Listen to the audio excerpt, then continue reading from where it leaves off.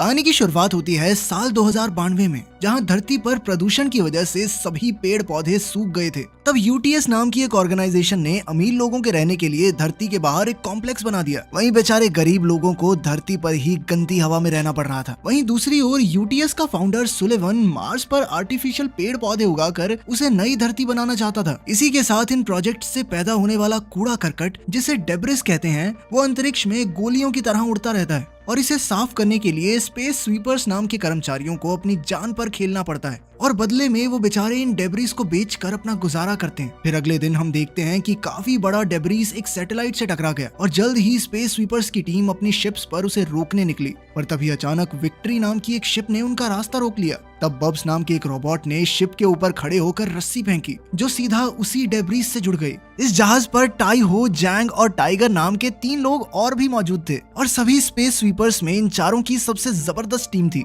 और वो जल्दी से डेब्रिस को अपने कंट्रोल में लेकर बाकी सबसे बचते बचाते फैक्ट्री में पहुंचे, जहां सारे कूड़े करकट को तोड़कर उससे अलग अलग चीजें बनाई जाती थी। दरअसल टाई हो की बेटी उससे बिछड़ गई थी और वो उसे ढूंढने के लिए हर मुमकिन कोशिश कर रहा था। उसने सरकारी अफसर को अपने बचे खुचे चावल के दाने दिए ताकि वो मॉर्ग में आई हुई नई लाशें देख सके। वो अक्सर ऐसा करता था और इस बार भी ये लाश उसकी बेटी की नहीं थी। टाई हो ने जो भी मशीन इकट्ठा की उन्हें बेच दिया, मगर उसके बहुत ही कम पैसे मिले। आखिरकार उनकी टीम अब भी घाटे में ही चल रही थी। ये देखकर ताईहो को गुस्सा आ गया, मगर क्लर्क ने उसे चाकू दिखाकर शांत बैठने को कहा। तभी उन्होंने टीवी पर खबर देखी कि डोरोथी नाम का एक एंड्रॉइड रोबोट चोरी हो गया है, जिसे ब्लैक फॉक्सेस नाम के विरोधियों ने यूटीएस ऑफिस से चुरा लिया था। ये लड़की जैसा दिखने वाला रोबोट बेहद मासूम सा लगता था, मगर इसके अंदर बहुत ही खतरनाक हथियार छुपाए गए थे। इसीलिए लोगों को इसे देखते ही पुलिस को खबर करने की सूचना दी गई, मगर ताईहो ने ज्यादा ध्यान नहीं दिया और वहां से निकल गया। उस शाम विक्ट्री ग्रुप के लोग अपने कर्ज को लेकर काफी परेशान थे। जल्द ही फ्रस्ट्रेशन की वजह से वो आपस में ही लड़ने लग गए, लेकिन बब्स ने अपने पैसे एक डिब्बे में छुपा कर रख लिए। असल में सिर्फ वही एक थी जो लगातार पैसे जोड़ रही थी, क्योंकि वो इन पैसों से अपने शरीर पर सिंथेटिक स्किन लगवाना चाहती थी ताकि वो भी इंसानों जैसी दिख सके। इसके बाद सारे क्रू ने आज के डेब्रिस की जांच की तो पता चला कि ये एक टूटी हुई शिप थी और ये ऐसी जगह से आई थी जहां कई सारे नैनोबॉट्स मौजूद थे। नैनोबॉट्स उन मशीन को कहते हैं जो लोहे जैसे मेटल तक को चबा जाएं। जल्द ही शिप की लाइट्स चालू हो गई तो उन्होंने इसका कार्गो बॉक्स खोला, जिसमें से कुछ एयर बैग्स बाहर निकले। तभी उनके बीच उन्होंने डोरोथी को छिपते हुए देखा तो उनके होश ही उड़ गए। वो उसे बाहर निकालकर विक्ट्री शिप में ले आए और ताईहो को उसे देखकर बस अपनी बेटी याद आ रही थी। तभी टीवी पर उसके लापता होने की खबर फिर से आई और अचानक सारा क्रू डर गया, क्योंकि उन्हें पता चल चुका था कि डोरोथी असल में एक हथियार है। जैसे ही डोरोथी ने अपना मुंह खोला तो सब डर कर इधर उधर भागे, लेकिन वो तो सिर्फ छींक रही थी। तब वो सभी अपने अपने कमरे में भाग गए और आगे के बारे में सोचने लगे। फिर ताईहो ने बाहर आकर उसे बांधने की कोशिश की, मगर जैसे ही वो आगे बढ़ी तो ताईहो डर कर किसी मेटल के पीछे छुप गया।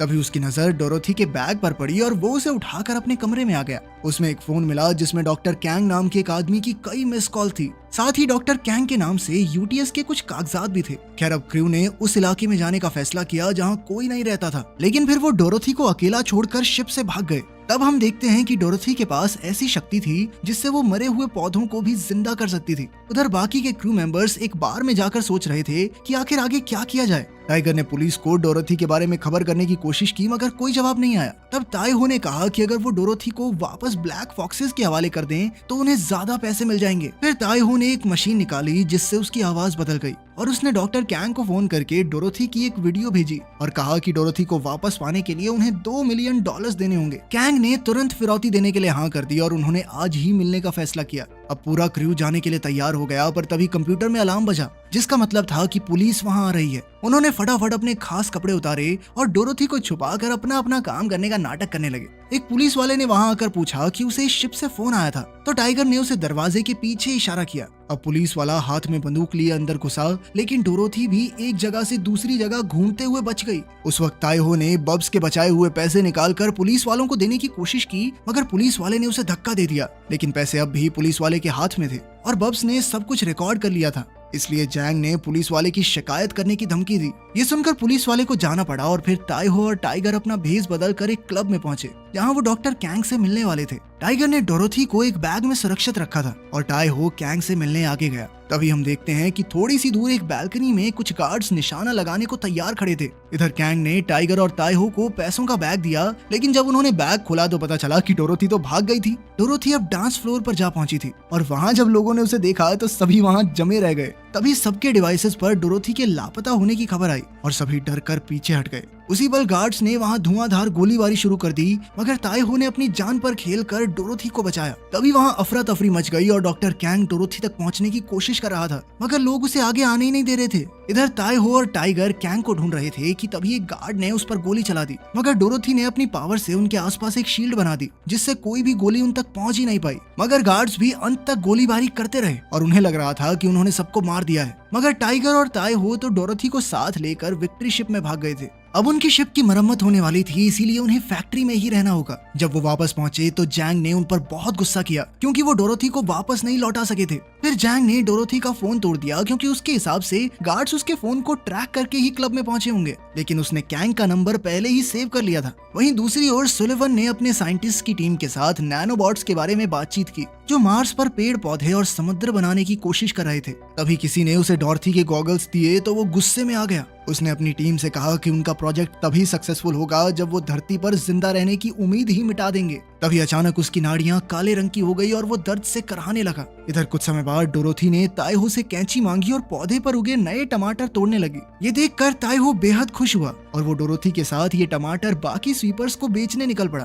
तभी अचानक बैंक वाले उनसे पैसे लेने के लिए पहुंच गए। उसी समय शिप का फोन बजने लगा तो ताइहो उसकी ओर भागा, लेकिन एजेंट्स ने उसे रोक दिया। लेकिन ताइहो जैसे तैसे उन्हें धक्का देकर फोन तक पहुंच ही गया। उसने फोन उठाकर कैंग से बात की और अगली बार मिलने के लिए डील पक्की की। लेकिन इसी दौरान एजेंट्स ने उनके जहाज को अपने कब्जे में ले लिया। अब ये जहाज बैंक के कब्जे में रहेगा, क्योंकि उन्होंने अपना कर्ज नहीं चुकाया था। इधर टाइगर ने कहा कि वो डोरोथी को बेचना नहीं चाहता, क्योंकि वो लोग न जाने उसका क्या हाल करेंगे। मगर ताइहो को अपनी बेटी को ढूंढने के लिए और क्रूज शिप को वापस लाने के लिए पैसों की सख्त जरूरत थी। इधर डोरोथी जब बाथरूम गई तो एक आदमी भी उसके पीछे अंदर आ गया। अचानक क्रू को उसके चिल्लाने की आवाज आई और वो समझ गए कि डोरोथी को किसी ने अगवा कर लिया है। वो सब तुरंत डोरोथी को ढूंढने लगे और तभी टाइगर को सुरंगें याद आई। वो जल्द ही वहां पहुंचा तो उसने देखा कि एक आदमी डोरोथी को ले जा रहा था। टाइगर ने उसका पीछा किया, मगर किडनैपर भाग निकला। लेकिन अचानक टाइहो ने सामने आकर डोरोथी को किडनैपर से छीन लिया। किडनैपर ने चाकू निकाला, मगर टाइहो बहुत जबरदस्त फाइटर था और उसने सेकंडों में उसके छक्के छुड़ा दिए।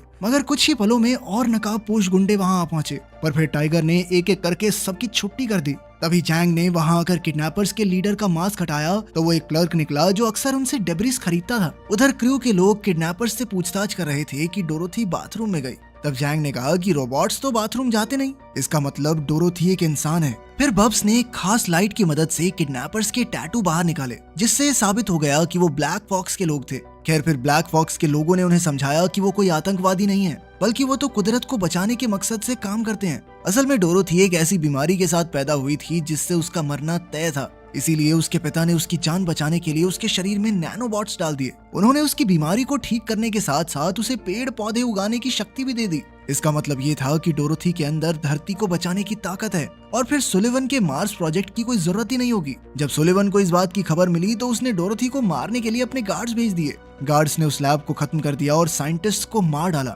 मगर वो डोरोथी को नहीं मार सके, क्योंकि एक नैनोबॉट को मारने का एक ही तरीका है, हाइड्रोजन बॉम्ब। ऐसा बॉम्ब फैक्ट्री के ग्रेविटी सिस्टम में ही मिलेगा, इसीलिए फौजी उसे वहां डालकर धमाका करेंगे, जिससे फैक्ट्री भी धरती से जा टकराए और इसी न्यूक्लियर धमाके से धरती का सर्वनाश हो जाए। असलियत तो ये थी कि सुलिवन इंसानों को बचाना नहीं, बल्कि जड़ से खत्म करना चाहता है। तभी अचानक उन्हें गोलियों की आवाज सुनाई दी और वो समझ गए कि गार्ड्स वहां पहुंच गए थे। ब्लैक फॉक्सेस की टीम पीछे के दरवाजे से भाग निकली और जैंग और टाइगर आम कर्मचारी होने का नाटक करते हुए सामने से निकले। उधर टाइहो डोरोथी को लेकर वेंट्स के रास्ते से भागा, मगर अचानक से डोरोथी को छींक आ गई, जिससे फौजियों ने उन्हें देख लिया। उसने उन पर गोलीबारी शुरू कर दी तो वो तेजी से आगे बढ़े। इधर जैंग ने विक्ट्री शिप को एक्टिवेट करके गार्ड्स को भटकाने की कोशिश की। वहीं ताइहो और डोरोथी एक पुल तक पहुंचे और गार्ड से बचकर भागते हुए विक्ट्री शिप पर चढ़ गए। इसके बाद सबको साथ लेकर ताइहो पूरी रफ्तार से शिप लेकर निकल पड़ा। अब चारों ओर से उन पर मिसाइल्स के हमले हो रहे थे। अचानक एक मिसाइल उनकी स्पेसशिप के पास आकर फट गई, जिससे उनकी स्पेसशिप डेब्रिस फील्ड की ओर गिरने लगी। जल्द ही विक्ट्री शिप के अंदर खराबी आने लगी और कुछ ही पलों में नैनोबॉट्स की फौज ने विक्ट्री पर हमला कर दिया। तभी ऐन वक्त पर डोरोथी ने अपनी शक्ति से सभी नैनोबॉट्स को दूर फेंक दिया। इतनी ताकत लगाने के बाद वो बेचारी बच्ची चक्कर खाकर बेहोश हो गई और टाइगर ने देखा कि उसका दिल धड़कना बंद हो गया था, इसलिए उसने तुरंत डोरोथी को सीपीआर दी। कुछ ही पलों में डोरोथी ने अचानक गैस छोड़ी और ऐसे उठकर बैठ गई जैसे कुछ हुआ ही नहीं। जल्द ही विक्ट्री शिप डेब्रिस इलाके से बाहर आ गया और तब उन्होंने टीवी पर खबर देखी कि उन सभी को आतंकवादी घोषित कर दिया गया था। उन्हें ब्लैक फॉक्स ग्रुप का मेंबर बताया जा रहा था और क्लब और फैक्ट्री में जो कुछ भी हुआ सरकार ने सब कुछ उनके मत्थे मर दिया। खैर इधर असलियत में विक्ट्री क्रू को ब्लैक फॉक्सेस का मैसेज मिला और उन्होंने कॉलोनी के बाहर मिलने का फैसला किया। आखिरकार जब वो मिले तो डोरोथी भागकर कैंग के गले लग गई। पर इधर जैंग को कुछ अजीब दिखाई दिया। इस जगह के चारों तरफ ईएमपी बॉम्ब्स बिछाए गए थे और अचानक वो सब एक्टिवेट हो गए, जिसने शिप के सभी सिस्टम्स के साथ साथ बब्स को भी बंद कर दिया। उसी समय फौजी विक्ट्री शिप में आ घुसे और उन्होंने फॉक्सेस पर धुआंधार गोलीबारी कर दी।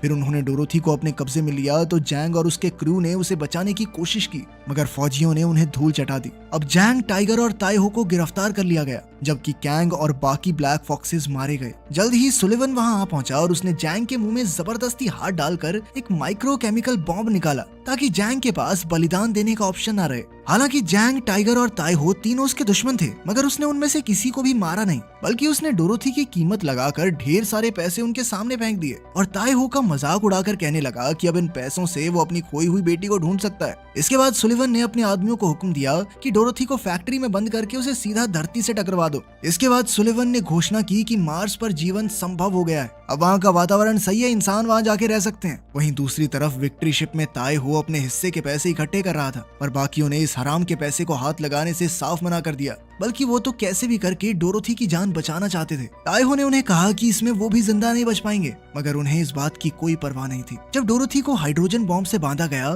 ताइहो सर्च कंपनी के पास गया और उन्हें अपनी बेटी को ढूंढने के लिए पैसे दिए। इंतजार करते हुए उसने अपनी बेटी की पुरानी चीजें देखी, जिनके अंदर उसके लिए प्यार भरे शब्द लिखे हुए थे, जबकि उन दिनों तो वो बस एक शराबी था जो अपनी बेटी को इग्नोर करता था। वो चिट्ठियां पढ़कर उसे जल्द ही एहसास हो गया कि वो गलत कर रहा है। ताइहो तुरंत वापस विक्ट्री शिप पर भाग आया और डोरोथी को बचाने के लिए सबकी मदद करने के लिए तैयार हो गया। ताइहो अब जहाज को जितनी तेज हो सकता था उतना उड़ा रहा था। वहीं जैंग ने अपने पुराने दिनों वाली गन निकाली और शिप के बाहर खड़े होकर आने वाले सोल्जर्स पर फायरिंग करनी शुरू कर दी। वो सबको संभाल नहीं पा रही थी तो बब्स ने बाहर आकर उसकी मदद की, लेकिन अब एक खतरनाक मिसाइल उनके पीछे आ रही थी। अब ताइहो ने जहाज को फुल स्पीड में उड़ाना शुरू कर दिया। ऐसा लग रहा था मानो वो धरती से टकराने वाला है, लेकिन फिर ऐन वक्त पर सीधा कर दिया। उनका पीछा करती हुई मिसाइल्स इतनी तेज नहीं थी और वो अर्थ की ग्रेविटी की चपेट में आ गई। कुछ जहाज अभी भी उनका पीछा कर रहे थे, लेकिन वो अपनी शिप को तेजी से दौड़ाकर टाइम पर फैक्ट्री में एंटर कर गए। वो सभी जल्दी से ग्रेविटी चेंबर में घुसे और डोरोथी को बचा लिया। जैंग ने बम की प्रोग्रामिंग को चेक किया तो पता चला कि डेटोनेटर उसके अंदर ही है, इसीलिए अगर वो उसे हैक करने की कोशिश भी करेगी तो बम फट जाएगा। उन्हें समय रहते डोरोथी को इस बम से 5000 किलोमीटर दूर ले जाना होगा ताकि शॉक वेव्स उसके नैनोबॉट्स को खराब ना कर दें। पर तभी एक सोल्जर वहां आ गया जिसने जल्दी से ताइहो और जैंग को बेहोश कर दिया। टाइगर ने डोरोथी से कहा कि जल्दी से शिप पर वापस भागो, जबकि बब्स उस सोल्जर से लड़ने की कोशिश कर रही थी, लेकिन उस सोल्जर ने उसे भी हरा दिया। लेकिन फिर टाइगर ने उस सोल्जर को एक कॉरिडोर में धक्का दिया और पीछे से दरवाजा लॉक कर दिया। पूरी ताकत लगाने के बावजूद भी टाइगर उस सोल्जर से नहीं जीत पाया। आखिरकार टाइगर ने हैच खोल दिया, जिस वजह से प्रेशर चेंज की वजह से वो दोनों बाहर खींचे गए। वो सोल्जर बहुत ताकतवर था, मगर टाइगर ने अपने दिमाग से उसे मात दे ही दी। वो सब वहां से निकलने को तैयार थे, पर तभी उन्हें पता चला कि अटैक ड्रोन्स आ रहे हैं। अब जैंग ने दूसरे स्वीपर्स के साथ बात की और सुलिवन के इरादे बताते हुए उनसे मदद मांगी। जैंग ने जहाज को फैक्ट्री से जल्द बाहर निकाला, साथ ही ज्यादा से ज्यादा ड्रोन्स को शूट भी कर दिया। जब वो बाहर आए तो उन्होंने देखा कि सारे फैक्ट्री वर्कर्स और दूसरे स्वीपर्स अपनी शिप्स में इंतजार कर रहे थे।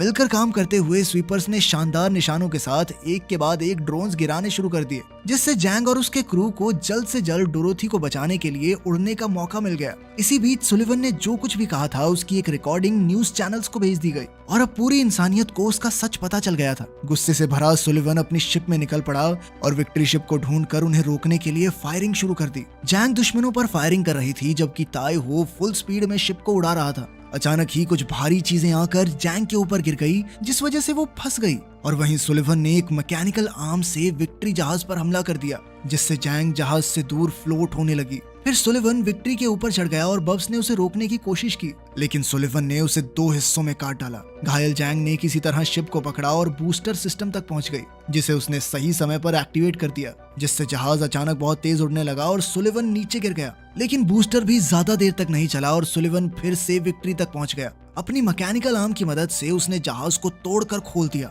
लेकिन फिर यह देखकर वो हैरान रह गया कि अंदर तो बम था। असल में वो सब फैक्ट्री से निकलते समय बम को अपने साथ ले आए थे और उड़ान भरने से पहले डोरोथी को दूसरे स्वीपर्स के पास छोड़ दिया था। इस तरह उन्होंने सुलिवन को चकमा देकर डोरोथी को बचा लिया था, चाहे इस सब में उनकी जान क्यों ना चली जाए। बाकी सब लोग आंसुओं के साथ ये सब देख रहे थे। जैसे ही बम फटा तो उसके साथ साथ बाकी क्रू मेंबर्स भी मारे गए, लेकिन तभी अचानक डोरोथी अपनी पावर्स की मदद से नैनोबॉट्स को कंट्रोल करती है। नैनोबॉट्स ने विक्ट्री जहाज के सबसे बड़े टुकड़े को एकदम सुरक्षित रखते हुए उस धमाके से बाहर निकाल दिया और क्रू के सभी लोग अभी भी अंदर जिंदा बच गए थे। अंत में वो सभी डोरोथी के साथ एक खुशहाल परिवार की तरह रहने लगे और पृथ्वी फिर से हरी भरी हो गई।